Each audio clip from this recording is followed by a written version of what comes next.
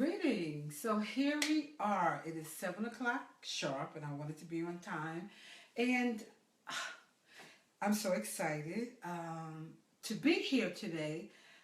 I feel like a dinosaur in a way I shouldn't say that, but this technology and this whole digital world that we're in now, I'm taking it on this very evening.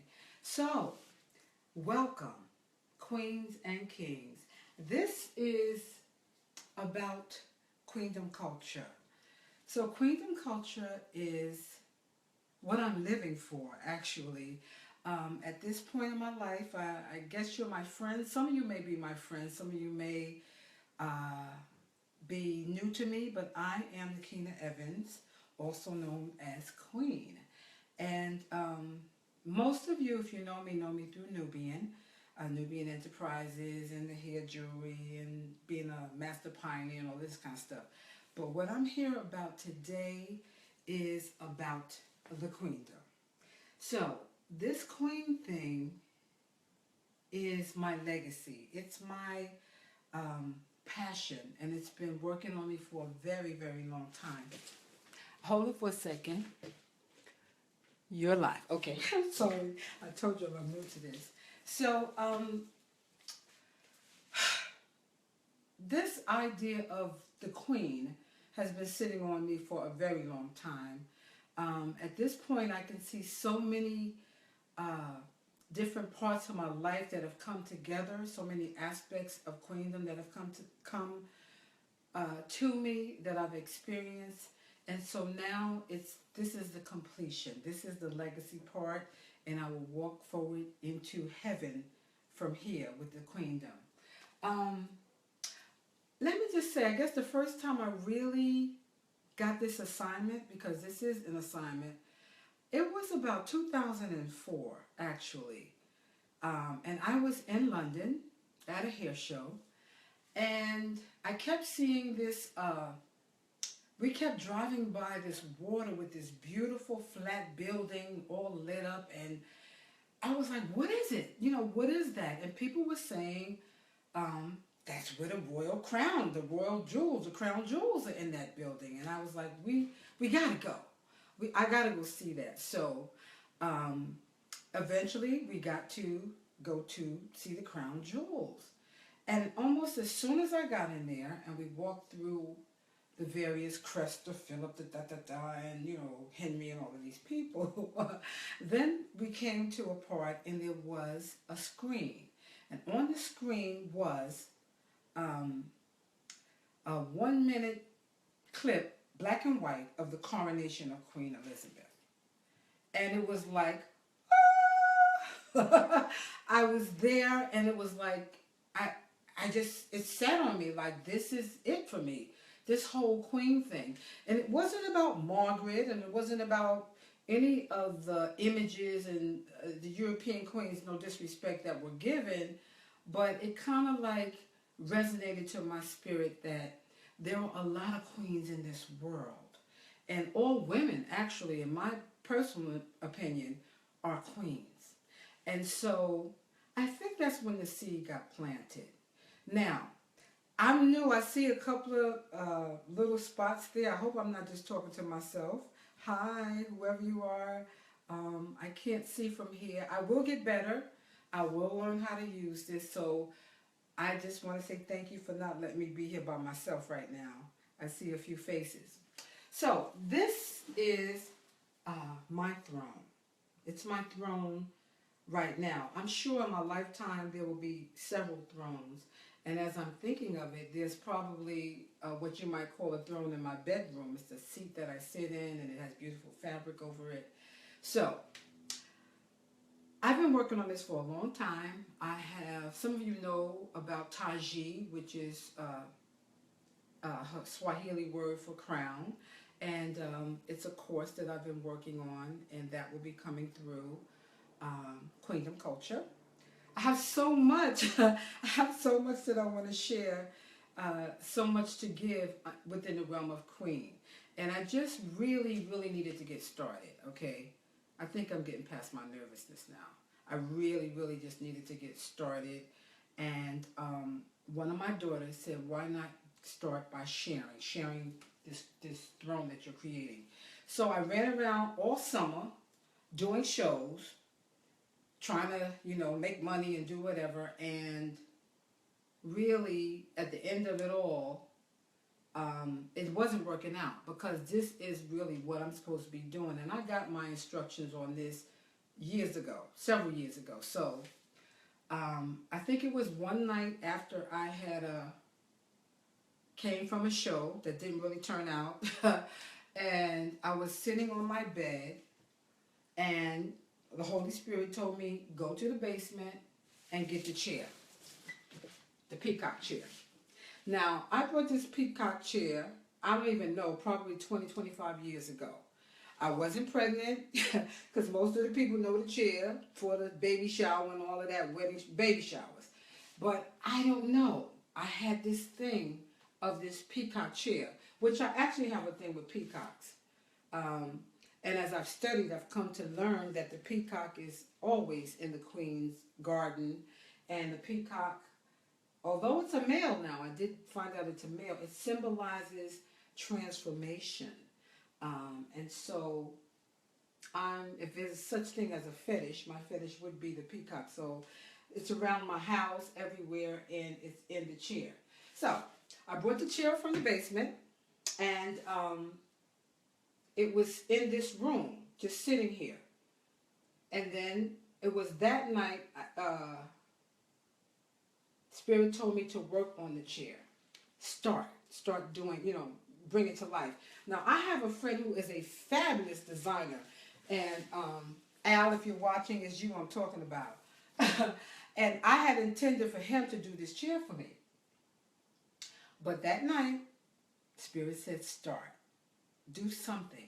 And basically what it is to bring present my vision and to move forward into this. Now, what is a throne? Because this is not an act of exaltation. I am not exalting myself. This is not about grandiosity. This is not about Queen Bee. And you know what kind of bee I'm talking about. It's not about being served. It's not about treating people as if they're less than. To the contrary, the Queendom message that I'm bringing, the culture that I would like to reclaim, and reclaim you, and all you other beautiful women that are queens that I know, that I see, is what Queendom culture is all about.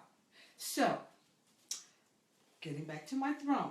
So I bring the chair downstairs, and I have no idea of what I'm going to be doing, how I'm going to fix it up. Because, only thing you really see in when you get in the chairs, you rent the chairs, you see the white chair and you see all of this, tool and all of this stuff around it. So I was like, wow, what am I going to do?